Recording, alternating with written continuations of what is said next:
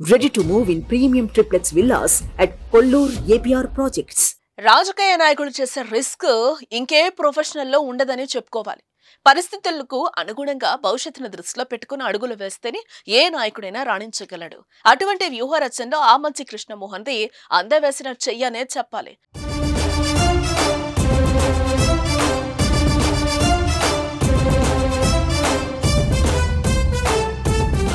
చీరాల వైసీపీలో ఇద్దరు నాయకులకు చోటు దక్కలేదు. దీంతో ఆమంచిని పర్సూరికి పంపింది అధిష్టానం.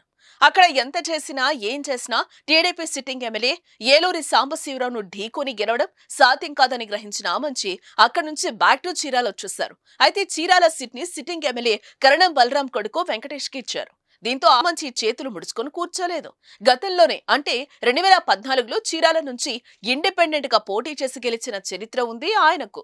2024 ఎన్నికల్లోనూ ఇండిపెండెంట్ గా పోటీ చేయాలని చూసినా తనకు రాజకీయ జీవితాన్నిచ్చిన కాంగ్రెస్ పార్టీలోకి తిరిగి వెళ్లాలని డిసైడ్ అయ్యారు.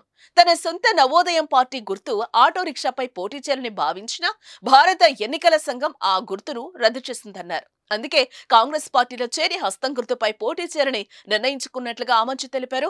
చీరాలలో ఇసుక మాఫియా, గ్రానైట్ మాఫియాకు పాల్పడి పోలీసుల అండదండలతో నియోజకవర్గంలో బీభత్సం సృష్టించింది కరణం కుటుంబమేనని ఆరోపణలు చేశారు. కరణం కుటుంబాన్ని ఓడించే అవకాశం కోసం ప్రజలు ఆసక్తిగా ఎదురుచూస్తున్నారని అన్నారు. చెప్పినట్లుగానే కాంగ్రెస్ ఏపీ చీఫ్ షర్మిలను కృష్ణమోహన్ కలిశారు. త్వరలోనే చీరాలలో బహిరంగ సభ ఏర్పాటు చేసి కాంగ్రెస్ కండువా కప్పుకోబోతున్నారు. మాస్ లీడర్ గా చీరాలలో ఆమంచి కృష్ణమోహన్ కు పేరుంది. ఆమంచిని అభిమానించేవాళ్లు, ఆయన అనుచరులు కూడా ఎక్కువగా బీసీ, ఎస్సీ, ఎస్టీ, మైనార్టీలే. అయితే వైసీపీకి బలం కూడా ఆ వర్గాల ఓట్లే.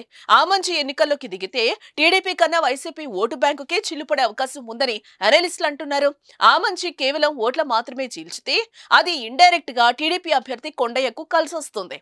కూటమి ఎఫెక్ట్ కూడా ఉండటంతో చీరాల్లో టీడీపీ జెండా ఎగరడానికి స్కోప్ అయితే ఉంది. అలా కాకుండా లోకల్ సెంటిమెంట్ వర్కౌట్ అయితే చీరాల ప్రజల ఆమంచిని గెలిపించే ఛాన్స్ ఉంది. నిన్న మొన్నటి వరకు చీరాల్లో వైసీపీ అభ్యర్థి కరణం వెంకటేషే ఫేవరెట్.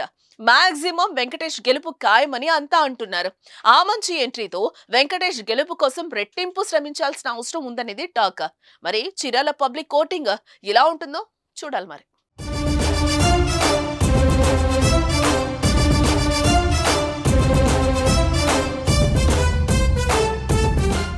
సుమన్ టీవీలో మీ పర్సనల్ అండ్ బిజినెస్ ప్రమోషన్స్ కోసం కింది నెంబర్కి కాంటాక్ట్ చేయండి.